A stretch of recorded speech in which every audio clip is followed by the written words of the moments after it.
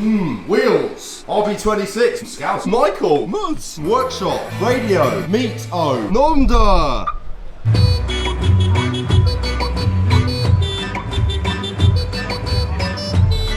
What are we doing? Getting started, you got the key? There's the key. Why is it bleeping? It's bleeping because I think the battery's a bit dead. It knows. Oh no, that's the heartbeat. It's just saying it's still alive. We put a brand new battery on this. The battery's probably dead again, but that's my life. I've forgotten where the bonnet catches. It's been so fucking long.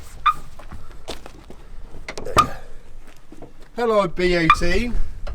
How are you today? Before we start going mad with crazy turbo goodness, today we're going to do a health check on the engine. We're going to do a compression test, which we failed to do last time, and we're going to try and sort the electrical gremlins out as well. The lights stopped working, the dash clock stopped working, so there's a little electrical gremlin somewhere which we need to find out. Scouse is just going to use his brand new jump pack. Very posh.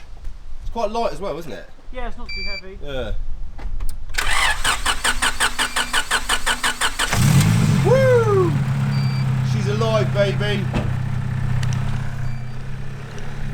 I'm actually going to start concentrating on this Honda a lot more this year. I know you guys are absolutely mad for it on the channel, so we're going to do what you've all been asking for and finally get this bad boy finished. So we'll let it warm up, yeah, and then yeah, we'll do the compression test. We'll check it wet and dry just to see, yeah, we can work out where, if there's a problem, where there's a problem, yeah. Because there was a little bit of smoke last time I drove it, which we think might be valve stem seals or piston rings possibly, but... Is it road legal? Beast. Watch that VTEC, man. Brutal.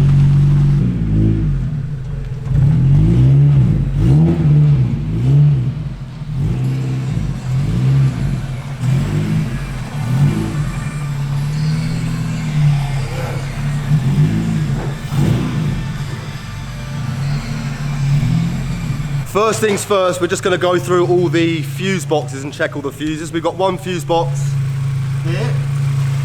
We've also got another fuse box up in there. Mito! Hi, dude. Good looking man. One second, just testing my camera out. La la la la la. La la. Scousey and I have now checked both these fuse boxes and all the fuses seem to be fine. Something we did notice, if you look at the harness for the ECU, there's a couple of wires which have actually melted, which Scousey will quickly show you now. So there's a couple of wires here within this harness. You can see here are melted. Yeah. Some of them have actually gone down to the wire, so it's possible that that's touched part of the body and earthed out. So that may have been part of the cause of the issue. So luckily we've got this other harness here, so we'll switch it out just to see if it makes any difference and fixes an issue. Still no dash, is there? There's still no rev, is there? No, we still haven't got a rev counter or lights. Strange. The saga continues. Are the lights on the car not working? Nah. What about tail lights? Oh yeah, we've got tail lights. So now the engine's all heated up to temperature, so now we can do the compression test, see what that is, get that sorted out, and then we can turn it off and we can carry on looking at the electrics. What's the first port of call for a compression test for our audience? So get the car nice and hot. Yep, got the car nice and hot, get the spark plugs out, we'll get a battery pack on it as well because you want to have a good charge in the battery, so you've got a kind of nice even cranking start to get the same kind of pressure, just to make it as even as possible. Cool. And then yeah, we'll get some paper and write the results down. First things first, Scousey and I are just going to look up the stock compression figures. Honda. Oh, they spelled it wrong. It hasn't got an N. They show it with an H. Well, it was Nando's. Nando's. Right, Honda Civic Aerodeck 1.8.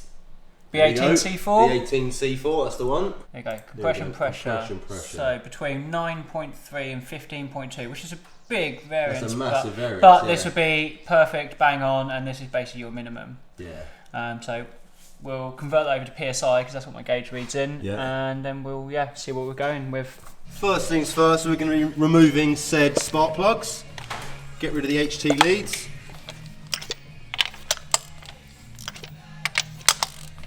I sort of started doing a compression test with Andy last year, but then the car nearly set on fire, so we stopped. One Sealy compression tester kit. We'll get a jump pack connected up. Then we will go from cylinders left to right, and we'll start writing down what the compression ratios, not the ratios, sorry, what the compression is for each one. Yeah. We'll do them all dry first, and then we've got oil in a can. We'll put a drop of oil in there, and then we'll do it again. And basically what the oil does, it helps the rings seal, so then it gives you an indication of whether you got wear on your piston rings or if it's actually something to do with the valves and the valve seats. Right, shut the old jump pack on. Sitting in there, yeah. Wide open throttle, yeah? No, that's right. Yeah, wide open throttle, and then crank over until I say stop. Ready? Yep, go. Whoa! And that's at the top, that's 220. 220 psi? Yeah. Right, that's the first one. Go again.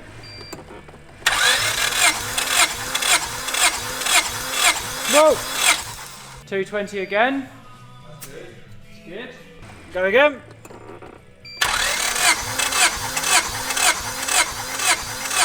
Whoa! 215 that time. That's good, acceptable. Oh, fuck yeah. Last one, go. Whoa! 225. So yeah, they're all very, very good. They're all very even. These are our figures, which are pretty healthy by the looks of it. Yeah, so I mean, on the technical data, it's saying it should be between 135 and 220. So we got 220, 220, 215, and 225. So they're all thereabouts the same. So it's very even, which is great for putting more power in. Yeah. Now we're going to do a wet test. Do a wet test. So basically, yeah, we've got our oil can, my granddad's old trusty oil can here. So we're going to put some oil down the bores and then redo the test again, and that will help seal the rings just to see if there's any piston ring wear. By the looks of it, there's not going to be, so they shouldn't go up too much more, but it's worth trying just to see what the results are. I'll pass you that, sir. Film the bro. Go.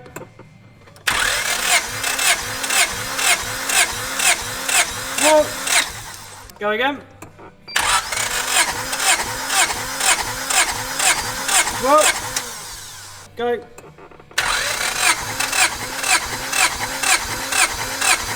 Whoa. Go.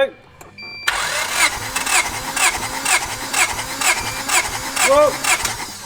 So we are all good to go with the compression test, which seems to be pretty goddamn healthy by the looks of it. Yeah, so it's all very even, which is kind of the most important thing, because you know, if they're all worn down to say 35, 140, it's not great, but then if they're all the same, at least it's even, whereas, you know, you've got the higher end of the scale, everything is even, so yeah, it's, I'd say it's got the go-ahead for boosting. Woohoo! Far away, Scousey. Way! We got lights, baby! What was the problem? Nothing much. No, it wasn't the wiring or the fuses, end up actually being the bulbs. Yeah, so you can see on the camera. Have sorted out the bulbs or something? Yeah, so it's just literally blown them out, and literally all four of them. So really strangely. Unfortunately, we've lost our really thick blue HIDs, Xenons, and we've now got regular yellow lamps. But we've got lights. Looks like we can drive at night now, that's the main thing. Yeah, exactly. And it's another problem solved. Cool. Tick off the box. The other thing Scouse just did, we had this really nasty earth down here connecting up the body. Pretty knackered, as you can see. Scouse has actually made a brand new earth, which you can see there. So now those bits are done, next thing we're going to do is change the brake master cylinder and the servo, and we'll change the valve on there as well. This is basically a slightly bigger master cylinder and servo. I was having a bit of an issue since we converted to rear disc, where I didn't really have much brake feel, so this should hopefully transform it. Same thing with this is a non-ABS proportioning valve. And if we look here, I've actually got an ABS proportioning valve. Obviously we've now got rid of the ABS, so we need to swap this little bad boy right here. It's amazing. Vertex. Fuel filter in the way. Yeah, which is okay, we'll have to get that off anyway. The fuel filter's in the way, and we've actually got to replace the fuel filter anyway, because we've got a new one down here. Very lovely. Massive thanks to Mick's Garage. I noticed a load of you keep messaging me going, Monkey, what's the discount code for this or what's the discount code for that? All the discount codes are below in all of my video descriptions, so yeah, make sure to check them out. Tight fitting on EK, isn't it? Yeah, right. There we go. Sweet. That's the old one. Is there actually a noticeable difference when you look at them? Yeah. Yeah, there is, yeah. She bigger. This servo and cylinder's so big, we're now actually going to have to start taking off a few more bits here. Scouse just made a good point as well. While we're here, we might as well fuck off the ABS pump as a matter of course. Yep. Once we've deleted the ABS and all the brake lines, we're actually going to do a set of custom braided lines all round. So that's something we'll do with Hell Performance at a later date. 15% saving with Hell Performance.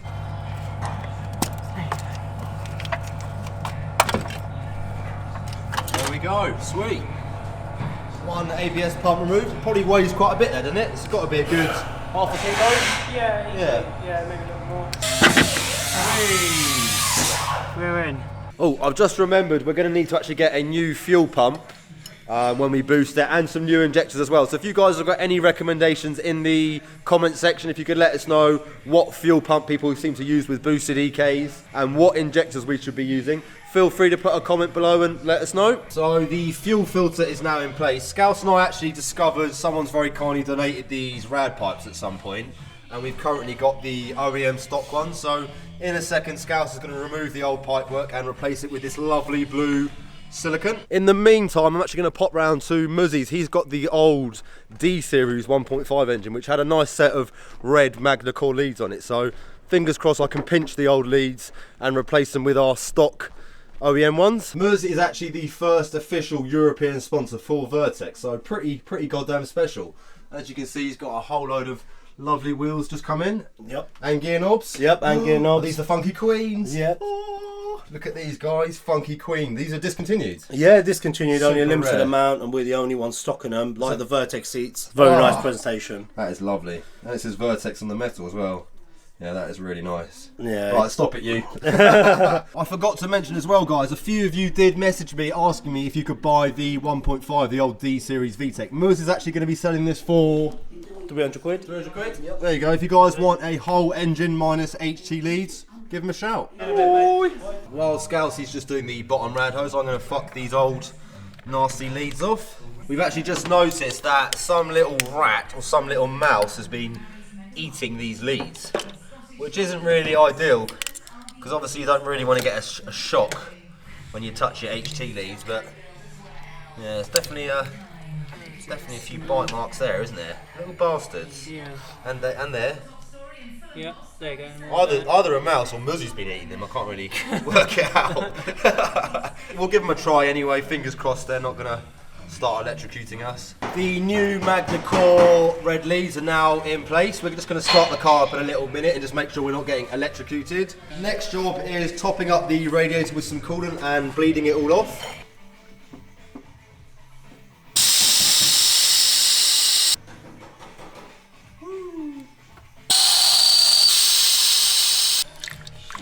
Thank you. Battery has now had a little bit of a charge. Hopefully we haven't killed it. Ready? Yeah.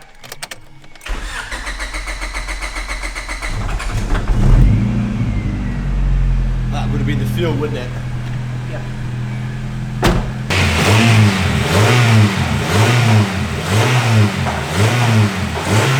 We've now got the car back in the air. In a second, Scouse and I are just going to locate the power steering pipe, which we're going to remove so it's not hanging about in the engine bay. One thing I did notice is the fuel tank straps aren't so bad here. If you look here, they're getting pretty rusty. And I have seen someone on a track day where their straps have failed, the fuel tanks come off, and it's obviously changed the weight distribution of the car and caused them to crash. So at some point, I'm going to get brand new fuel tank straps just to make sure the fuel tank doesn't fall off. Once we start doing the turbo conversion as well, we'll also get a new sump gasket. As you can see here, it's pretty crusty down here, but there's no point taking the sump off and replacing the gasket because obviously all of this stuff has got to come off to do the exhaust work on the turbo. The lower arms are also pretty crusty as well. It's not actually structural, it's just sort of surface rust, but it does look pretty mank under here. So at some point we'll either refresh the bushes and give this a coat of paint or get all new arms, because I know there's a lot of sort of aftermarket arms available for these cars. Right, we've just removed the power steering pipe. We definitely didn't use an air saw. Last job of the day is measuring up the brake lines so we can get some custom braided lines. Custard? Custom braided brake lines. If you're going to be rid of custard, I don't trust them. I don't want to go in the car with you. Scales tonight are just working out what lines go into the non-ABS propulsion valve, which Google was very kindly helping us with. And here's one we made earlier, fresh out of Blue Peter. Once Scalesey's finished doing all that, I'll speak to Hell this evening and get all the brake lines ordered so we can get the brakes working for next time. Before we go, no, I haven't bought another Sora. This is actually Guy's Sora. He's actually a patron of mine as well, and one of Scalesey's customers.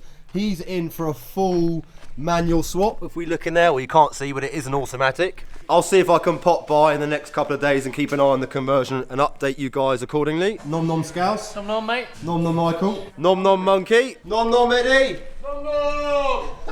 As always, guys, hope you enjoyed the video. Make sure to give it a like. Put any comments down below. I'll do my best to get back to you. Check out my Patreon. I really need your support. And I'll see you soon. Peace.